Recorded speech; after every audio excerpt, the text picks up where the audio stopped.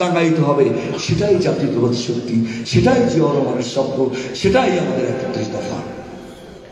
আজকের ইফতার এসে আমার খুব ভালো লেগেছে। আপনাদের এত মানুষের সাথে পরিচিত হওয়া এটা ভাগ্যের ব্যাপার। আমার স্ত্রী, তিনিও আমার সাথে এসেছেন। ওই যে বললাম আমার আত্মীয়, আমার সুমন্দি হয়, সারা তো বলা যায় না, আসলেই সুমন্দি, মানে সুমন্দি বলে আমাদের অঞ্চলে, মানে স্ত্রীর বড় ভাই, বোঝার জন্য বলছি। যারা মনির ফকিরের বাসায় তিনি রয়েছেন, তিনিও অনেক কষ্ট করেছেন। অর্থাৎ আমরা গোটা পরিবার, আপনারা যেমন কষ্ট করে এসেছেন, আমরা জানি বিদেশে এসেছি অনেককে আমরা পাঠিয়ে দিয়েছি। 11টা 12টা মামলা এসপি অফিসে যাওয়ার আগে কোনোভাবে বিসিটা নিয়ে আমাদের অনেক ছাত্র দলের ছেলেরা এখানে চলে এসেছে। অনেকে অনেক রকম কষ্ট করে পর্চা গাছ বাড়িতে কেটে, অথবা মার ডিম বেচা অর্থ দিয়ে, অথবা পরিবারের বিভিন্ন অংশের জমি বেচে আপনারা কিন্তু এই দেশে এসেছে। আপনারা পবিত্রভাবে এই দেশে চলাফেরা করেন এবং আয় করেন। প্রিয় বন্ধুরা, আমি আর বক্তৃতা দীর্ঘায়িত করবো না, শুধুমাত্র একটি কথা আপনাদেরকে উল্লেখ করতে চাই। বাংলাদেশের আকাশে একটি উড়ন্ত শকুন এখন ঘোরাফেরা করছে। এই উড়ন্ত শকুনকে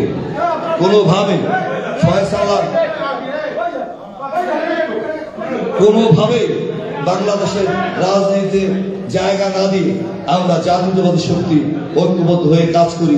শহীদ জিয়ার স্বপ্ন, স্বনির্ভর বাংলাদেশ, এবং আজকে জাহেদ মনে করে দিচ্ছে যে প্রবাসীদের কল্যাণের জন্য বিএনপি করবে। এই যে আপনি যদি গিয়ে কেউ বলেন যে ধানের শীষে ভোট দেবেন, তাহলে সেই লোককে আপনার তো বলতে হবে। যদি জিজ্ঞাসা করা হয় প্রবাসীদের কল্যাণে বিএনপি কি করবে, তারেক রহমানের বক্তৃতা নিয়ে আপনারা শুনেছেন, তিনি বলেছেন রেভিনিউ যোদ্ধাদের জন্য আলাদা ব্যাংক করা হবে, রেভিনিউ যোদ্ধাদের জন্য পল্লী করা হবে।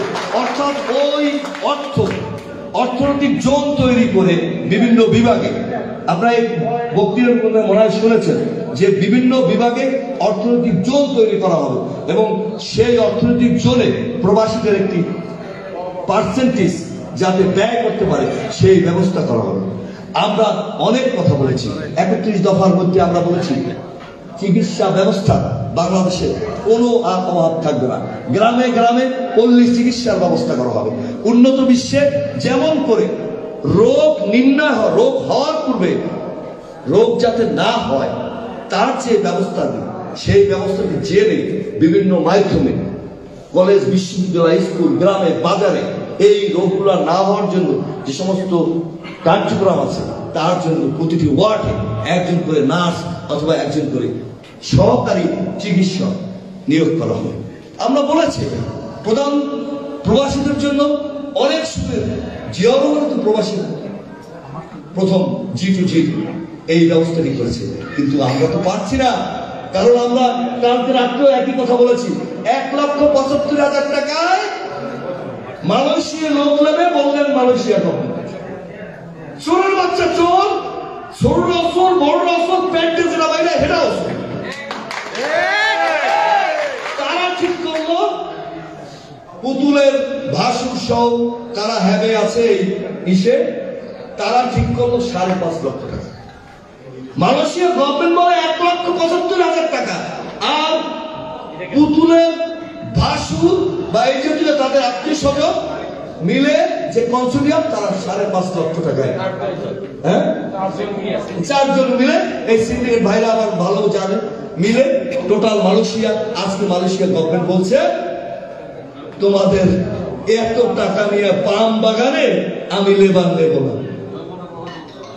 তাহলে বলছে টাকা শেখ হাসিনা চায় বাংলাদেশটাকে শেষ করি, আর আমরা চাই বাংলাদেশটাকে একটি জায়গায় দাঁড়াতে। আপনাদেরকে আবারও বলি, আসুন এলাকায়, আসুন মাঝে মাঝে আসুন, অন্তত পক্ষে আগের মতো তো আর ভয় নাই আছে। আপনাদের আমার জেলার অনেক প্রবাসী ভাই জায়গা আওয়ামী লীগ দখল করেছে, আমি জানি। সবাইকে বলে দিয়েছি, আপনারা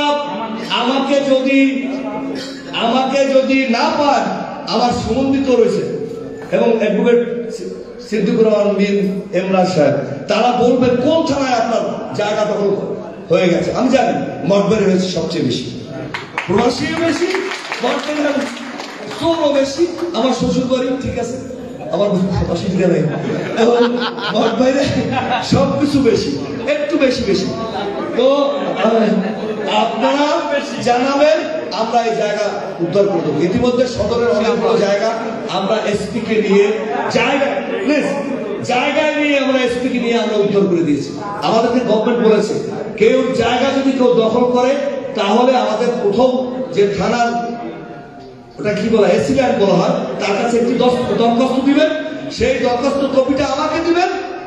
আমরা ডিসি কে বলে এসিডেন্টকে বলে ওই জায়গা অবমুক্ত করবো। পুলিশকে অনেক জায়গায় সবচেয়ে বেশি প্রবাসীদের ডিস্টার্ব করেছে, কারণ এরা থাকে না বাড়িতে, আর চোরগুলো সেই জায়গা জমি অনেক কিছু দখল করেছে। আমরা এটা উদ্ধার করে দেবো এবং এলাকায় গেলে শাসনবলে যাবে যে কোনো বিষয়।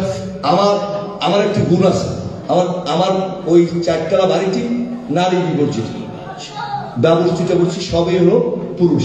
আর আমি সারা রাত মোটামুটি মোবাইল দুইটা থাকে আমার কাছে, যখন ফোন দেবেন তখনই পাবেন, যখনই ফোন দেবেন তখনই পাবেন। এবং আমি ফজরের পর আল্লাহর রহমতে আমার বাবার শিক্ষা, পারিবারিক শিক্ষা, তিনি ইউনিয়ন পরিষদ চেয়ারম্যান ছিলেন দীর্ঘদিন। যারা পিরোজপুরবাসী সোবানাজিকে অবশ্যই অনেকে চেনে। মঠবাড়ে লাল স্পিরিট বোর্ড ডাব দিয়ে আপনাদের টাকা এনেই আমার 5 তলা 10 তলা সব বাড়িগুলো আমাদের, বিশেষ করে আপনাদের টাকায় হয়েছে। মঠবাড়িয়া বান্দারিয়া এই সমস্ত এলাকার মানুষের টাকায় হয়েছে। তো আমি বাবার শিক্ষা ফজরের পরে উঠি এবং নামাজের পর আমি আমার দিন শুরু করি। যে কোনো সময় যে কোনো বিষয় থাকবে, আবার কথা হবে। 31 দফা আপনারা পড়বেন, আপনারা বুঝবেন। এই সম্বর্ধনা শহীদ রাষ্ট্রপতি জিয়াউর রহমানের পরিবারের প্রতি উৎসর্গীকৃত, কারণ আমার চেয়ে মজলুম তারেক রহমান, মজলুম খালেদা জিয়া পৃথিবী থেকে বিদায় দিলেন আমাদের প্রিয় ভাই আরাফাত রহমান কোকো। তাদের প্রতি উৎসর্গ করে, এবং শহীদ জিয়া পরিবার সুস্থ থাকলে বাংলাদেশ সুস্থ থাকবে। সবার আগে দেশ সে আমার বাংলাদেশ, এর বাইরে আর কিছু নাই। ধন্যবাদ, আল্লাহ হাফেজ। শহীদ জিয়া খালেদা জিন্দাবাদ, তারেক রহমান জিন্দাবাদ, জিন্দাবাদ, জিন্দাবাদ।